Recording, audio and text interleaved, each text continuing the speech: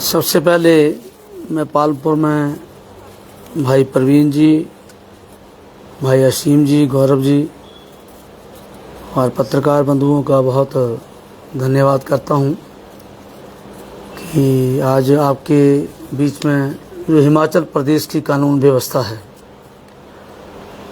पिछले समय काफ़ी समय से आप देख रहे हैं, चाहे वो कांग्रेस के पूर्व विधायक बम्बा ठाकर का गोली कांड रहा हो, चाहे वो विमल नेगी, अभी तक ये नहीं मालूम हो पाया कि वो हत्याकांड है या सुसाइड है। और उसके साथ साथ बहुत सारी जगह पर जो लड़ाई झगड़े और कानून व्यवस्था चरमराई है, उसी के संदर्भ में मैं आपके बीच में यहाँ पालनपुर में आया हूँ। पालनपुर में अभी ही कुछ दिन पहले 2 अप्रैल को हमारे ये 2 नौजवान साथी रजनीश राणा पपला से और सिद्धार्थ पुरोहित बवारना से, ये रात को दोनों अपने कजन की गाड़ी लेके आए थे और निगोल कैफे पुल के पास खड़े थे। और ये बच्चे जो हैं वो किसी समय में पहले रास्ते से भटक कर नशे की चपेट में आए थे। अडॉन संस्था के माध्यम से इन बच्चों के जीवन को द्वारा मनोज मेहता जी और उनकी संस्था ने बहुत लंबे प्रयास के बाद बदलाव लेके आए। और उसी दौरान कुछ जो पैडलर थे, कुछ जो नशा करने वाले लोग थे, उनको ये बातें अडॉन संस्था की अच्छी नहीं लगी। और उस रात को भी 2 अप्रैल 2024 को एक काले रंग की गाड़ी निगल कैफे पुल के ऊपर आई, जहां पे खड़े थे गाड़ी से 25 तो ये वो उतरे, इनसे बातचीत करने लगे और उसमें गाड़ी में कुछ और लोग बैठे, जैसा कि एफआईआर में उन्होंने पूरा विवरण दिया है। ये एफआईआर की कॉपी भी मेरे पास पड़ी है। और उसके बाद वो जो था, इन्होंने आपस में बातचीत चल रही थी, उसने कुछ लोगों को इशारा किया, लड़कों को, और वो आए और धारदार हथियार, तेजदार हथियारों से इसके ऊपर अटैक किया, जो रजनीश राणा है। ये तो खुशकिस्मत रहा कि इसकी जिंदगी बच गई। उन्होंने जिस तरीके से तेजदार हथियारों से इसके ऊपर अटैक किया, अगर इसने हाथ आगे नहीं किया होता तो शायद वो तेजदार हथियार क्या था, उसके पेट में चला जाता। इसकी 2 उंगलियां कट गई। लेकिन बड़े दुख की बात है, सिद्धार्थ ने भी अपने आप को भागकर बचाने की कोशिश की और उसके बावजूद इनके साथ मारपीट की, इनकी गाड़ी को तोड़ा गया। और इन्होंने रात को ही पुलिस थाना पालनपुर में इसकी रिपोर्ट भी दर्ज कराई। इनका मेडिकल हुआ। रजनीश राणा की 2 उंगलियां इतने बुरे तरीके से कटी हुई हैं कि अंत में उसको पीजीआई रेफर किया गया, जहां पर इसकी वहां पर प्लास्टिक सर्जरी हुई है। और अभी तक इसकी उंगलियों में सेंसेशन नहीं आई है। अभी तक 2 महीने के बाद इसको पुनः बुलाया गया है। पता नहीं वो उंगलियों में दोबारा सेंसेशन आएगी या नहीं आएगी, ये तो अभी 2 महीने के बाद पता चलेगा। इतनी बड़ी वारदात होने के बावजूद पुलिस ने ना तो कोई गिरफ्तारी की, और ये बच्चे, केवल इन बच्चों का ये केवल कसूर था कि इन बच्चों ने नशे के खिलाफ जो एक अडॉन संस्था है, मनोज मेहता जी के अध्यक्षता में और इनकी पूरी टीम के साथ उसके सदस्य भी हैं, और उन्हें पीछे प्रवीण जी भी खड़े हैं। आप सब लोग जानते हैं पालनपुर में बहुत सारे नशे के कारोबारियों को उन्होंने पकड़वाया भी है। तो ये हकीकत सभी को पता है कि ये पालनपुर के और इस आसपास यहाँ की बैनाथ, पालनपुर, सोला, नगरोटा, शाहपुर, बहुत सारे बच्चे नशे में इन्वॉल्व थे और पेडलर का काम भी करते थे। तो इन्होंने काफ़ी मुस्तैदी से काम करते हुए लगभग 200 बच्चों की जिंदगियां भी बचाई हैं। और इसके साथ साथ जो ये चिट्टे का धंधा करते हैं, उनके खिलाफ पुलिस को बताया भी है, क्योंकि जो ऐसा नशा स्वयं करता उसको ही पता होता है इन चीज़ों के बारे में। तो ये बच्चे खुद तो इस बुरी लत से बाहर आए। इन्होंने और भी बच्चों को, बहुत सारे बच्चों की जिंदगी को बचाने का प्रयास किया। उसी का नतीजा रहा। पुलिस ने इनकी मदद क्या करनी, बड़े अफसोस के साथ आज तारीख हो गई 18, लेकिन वो इतना समय बीत जाने के बाद इन बच्चों को अभी तक इंसाफ नहीं मिला है। और एक सेम केस ऐसा ही धर्मशाला कॉलेज के बीच में बच्चों का झगड़ा हुआ, उसमें जिस व्यक्ति ने एफआईआर दर्ज करवाई उसको इतनी गंभीर चोटें भी लगी हैं, ना ही डॉक्टरी रिपोर्ट में कहीं है। केवल पुलिस ने ही 307 का मुकदमा बनाकर उन बच्चों की जिंदगी, वो कॉलेज के बच्चों की झगड़े होते रहते हैं कॉलेज के बीच में, कई इश्यूज होते हैं। और उसमें दुख की बात यह थी कि वो जो बच्चे 3 आयुष, अपना कुणाल और केशव, वो उन बच्चों ने 10 दिन पहले उनके साथ जो झगड़ा मारपीट उन लड़कों ने की थी, उसकी शिकायत पुलिस थाना धर्मशाला में दी थी, लेकिन उसके बावजूद भी पुलिस ने उसके ऊपर कोई एक्शन नहीं लिया। अगर उसी दौरान इन बच्चों को बुलाते तो ये झगड़ा नहीं होता। जब पुलिस की तरफ से कोई मदद नहीं मिली तो उसके बावजूद उन बच्चों के साथ फिर आपस में झगड़ा हुआ और एक तरफा कार्रवाई की गई।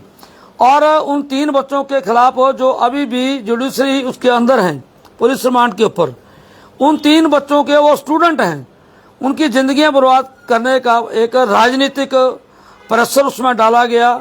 वो राजनीतिक प्रभाव से कुछ लोगों की उसमें इंटरफेरेंस थी। उन लोगों ने पुलिस के ऊपर प्रेशर बना करके पुलिस से गलत धारा वहां पर उसमें दर्ज करवा करके उन बच्चों की जिंदगी को बर्बाद करने का अभी तक उनकी जमानतें नहीं हुई हैं। और इसमें मैं मानिए जो हमारे हम सब लोग, अब कानून व्यवस्था सरकार से तो उम्मीद बची नहीं है कुछ भी। जिस तरीके से हिमाचल प्रदेश में कानून की धज्जियां उड़ रही हैं, एक तरफा कार्रवाई हो रही है, नशे का अब बहुत प्रचलन चला है। मैं सुक्खू जी से केवल एक, वो रोज स्टेटमेंट देते हैं कि हम नशे के खिलाफ ये कानून बना रहे हैं, वो कानून बनाने से नहीं होगा। जब तक नशे के सौदागरों को पकड़ा नहीं जाएगा, जो पेडलर उनको पकड़ा नहीं जाएगा, तब तक हम नशे का खात्मा नहीं कर सकते। आप जितने मर्जी कानून बना लो, सख्त कानून बना लो, लेकिन जब आपके अपने लोग उसमें इन्वॉल्व होते हैं तब वो कानून बदल जाते हैं। आपकी विचारधारा के लोग अगर उसमें फंसते हैं तो कानून तो बदल दिए जाते हैं। इसलिए धर्मशाला में भी एक लड़ाई झगड़ा हुआ, उसमें चोटें नहीं लगी, उसमें 307 का मुकदमा दर्ज कर दिया गया, आयुष के ऊपर, कुणाल के ऊपर और केशव के ऊपर।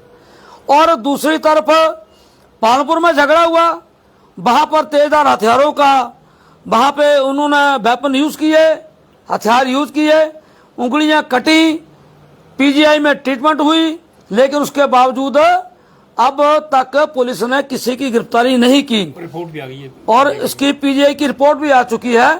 तो मेरा कहने का मतलब ये है, मैं तो केवल, क्योंकि आप पत्रकार जो हैं वो हमारा जो आम जनता की जो प्रॉब्लम है उसको सरकार तक भी, न्यायालय तक भी पहुंचाने का काम करते हैं, चौथे स्तंभ के रूप में आप काम करते हैं।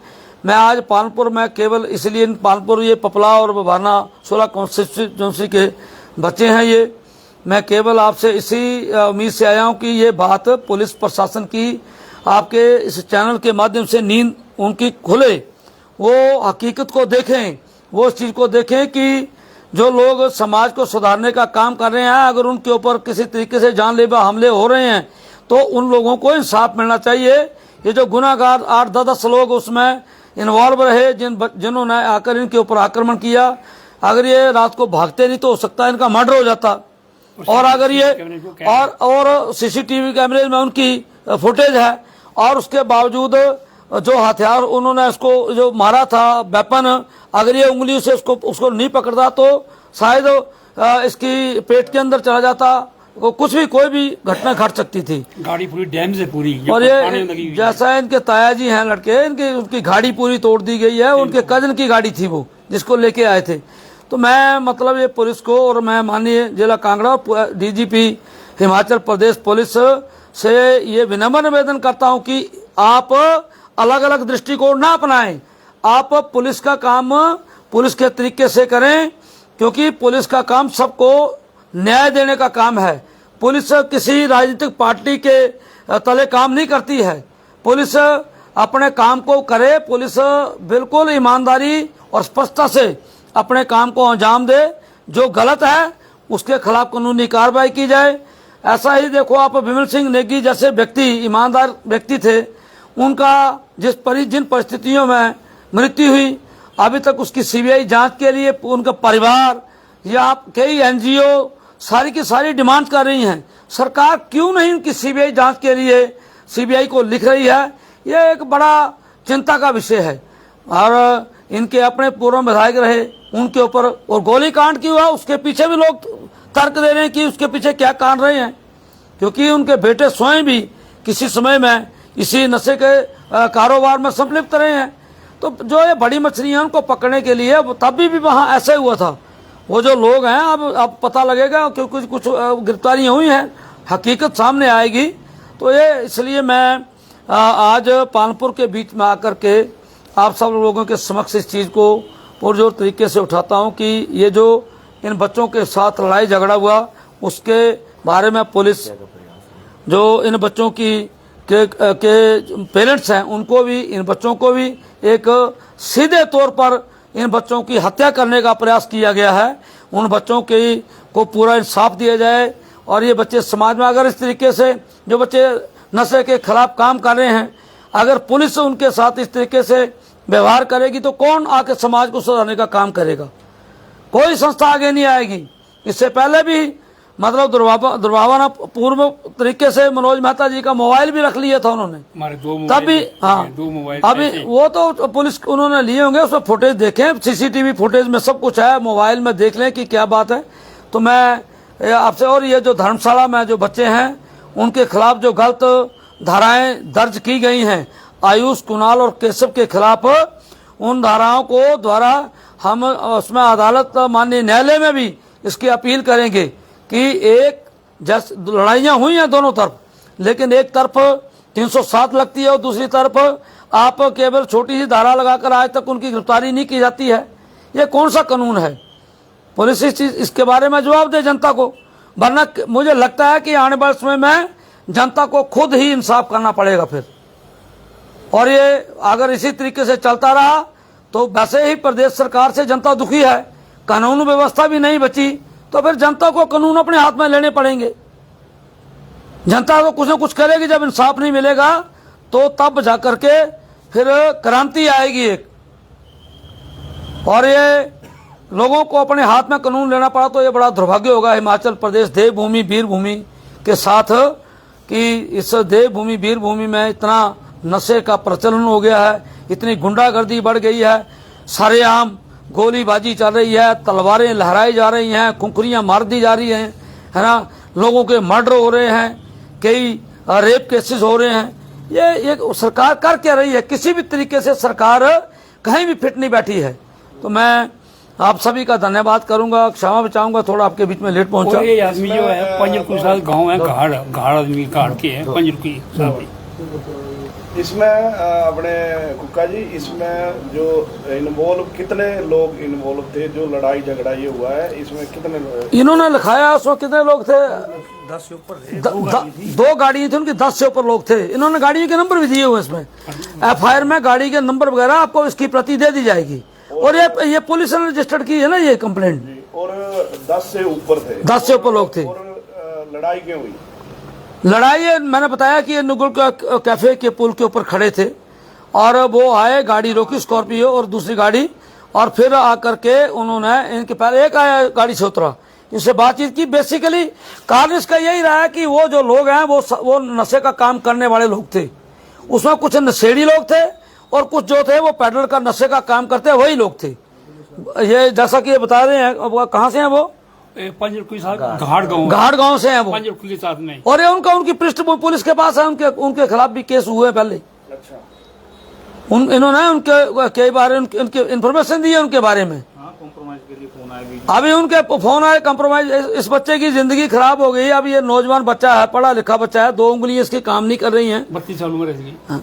तो ये मतलब देखिए इंसाफ तो मिलना चाहिए कि नहीं मिलना चाहिए? गाड़ी आप कौन सी गाड़ी में थे? सेंट्रो तोड़ दी सारी, तोड़ दी, डंडे पड़े उसमें, इतने बड़े डंडे पड़े। वहाँ पर बटुआ था, उसमें 2000 रुपए, 2 मोबाइल फोन थे, एक गाड़ी थी, वो उठा के ले गए हैं। और गाड़ी पूरी डैमेज कर दी है, थाने में लगी हुई गाड़ी। और फिर डंडों से मारा आपको? और बेसबॉल का बैट था ना, इसने गड्डी तोड़ी। वो एक बेसबॉल का बैट था जिससे गाड़ी को तोड़ा गया, और धारदार जो उनके पास हथियार थे जिससे इसके ऊपर अटैक किया। गरीबों में मारा वो गाड़ी के ऊपर तलवारें मारी है, गाड़ी के ऊपर तलवारें मारी है। तलवार है हाँ, गाड़ी के ऊपर जो मेटल शीट है वो फट गई है, तो पूरी फट गई है। मतलब उसमें तेजधार हथियारों का प्रयोग खुले रूप से किया गया है तलवार थी, और सीसीटीवी कैमरे में आ रही है वो सारी चीजें। तभी आ रही है। लड़ाई भी आ रही है नहीं नहीं वो नहीं आएगी, वो नहीं है वो तो वहाँ पे कैमरे नहीं है, तो वो तो आते दिखे हैं। अच्छा, आते जाते दिखे होंगे वहाँ। हाँ नहीं वहाँ कैमरे नहीं है ना, है वो काफी मेजर टूरिस्ट स्पॉट है, वहाँ कैमरे भी रिक्वायर्ड है पुलिस की। और कुछ पूछना तो मनोज जी से अगर आपने वो पूछना कुछ तो पूछ ही लिया। मेरी तो बस यही गुजारिश है कि तुम सारे पता है तुम पत्रकार बनू है बदौलत एडोन संस्था ने जड़ा अभियान चलाया तो काफ़ी बल मिला हा कने बहुत ज़्यादा नौजवान जेड़े से सुधरे है, जेड़े बड़े बड़े तस्कर थे तिन्हां पर नकेल लगी ही बिच मांजो ने दुर्भाग्यपूर्ण तरीके ने पुलिसा जेड़ा किता जियां जियां किता जेड़ी जेड़ी इन्वॉल्वमेंट हुई सीधा क्योंकि मामला जेड़ा से कोर्ट च विचाराधीन है, लेकिन मैं बोलता हने सब कुछ गलत होया हा। तालू तो रातों रात एसपी साहिब आई के थाने बही है, अज एसपी साहिबा कुछ है ना एडा बड़ा कांड होई या उंगलियां कटोई या पीजीआई ते नौजवान उंगलियां दी सर्जरी कराई की आई है, अज डीसी एसपी साहिबा कुछ है ना रिपोर्ट आ गई है। आज डीएसपी साहब खुद हुए ना Lokendra Negi ji, where are they hiding, what are they doing? I think they are doing injustice to their duty. एक ही जगह धर्मशाला कोई कांड हुंदा तां तुहाड़ियां धारा अलग तरीके लगदियां, पालपुर कोई कांड हुंदा तां धारा अलग तरीके लगदियां। What is this? इसका मतलब you are misusing your powers and you are not executing your duty properly. नौजवानों अगर नहीं मिला इन्हें न्याय नहीं मिला तो अह फिर एक बार भूख हड़ताल पर बहना मान जो जेड़ा कुछ करना पऊंगा है करना है। तो मेरी थोड़े माध्यम से एक बार फिर ही गुजारिश है डिस्ट्रिक्ट एडमिनिस्ट्रेशन जो भी, एसपी साहिबा जो भी, डीएसपी साहिब लोकेंद्र नेगी जी जो भी कि इतना फैसला करा हूं। अब जो इन नौजवानों के उंगलियां काट दी गई हैं, इनको रात को मारा गया है, आपने क्या एक्शन लिया आज तक? नौजवान द्वारी भी ऐसा तो नहीं है कि संस्था कोई इकट्ठे 50-60 नौजवान हर वक्त कितने रहना है, कभी तिन्हें किले भी रहना है, तिन्हें राती बराती काम भी पाने न, तो इसका मतलब तो they are always in danger, they are facing danger to their life and if somebody dies I'll just accuse this administration and this police for misaction। मेरी तो हने गुजारिश है कि न्याय मिलना चाहिए। कुका और जियां तो सारी गल बोली थी, टू फेस तो नहीं हो सकता ना, इक्की बखे तलवार ना कोई लगी हो ना कुछ, तो 307 बनाई है दे, मतलब 307 जी पुरानी धारा थी हुण चेंज हो गई, कुछ होर बनी होनी कने हुण जेड़े जिहदियां उंगलियां कटोईयां सरेआम पूरी गड्डी टुटी हो, तिन्हें अगवा करने की कोशिश की तो कुछ भी नहीं होया। सिंपल धारा लगाई दी 324 चौथी IPC या कुछ ऐसी जड़ियां पुरानी होंदी हैं। मैं मेरे ख्याल च ऐसा अन्याय नहीं होना चाहिए।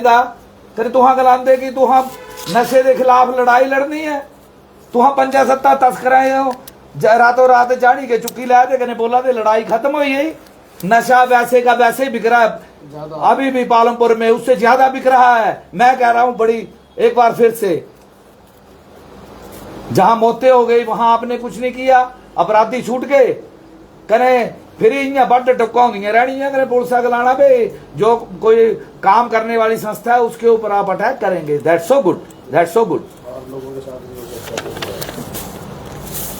मेरी थोड़े ने यही इन्हें शब्दों ने गुजारिश है कि अवश्य कोई एक्शन होगा, कने एक्शन नहीं होगा तो फिर तो मतलब मुझे लगता कि संलिप्तता जी है सरकार दी ही है। अंधेर नगरी चौपट राजा टके शेर बाजी टके शेर खाजा, वही सिस्टम है। मनोज माता एक रात अंदर किते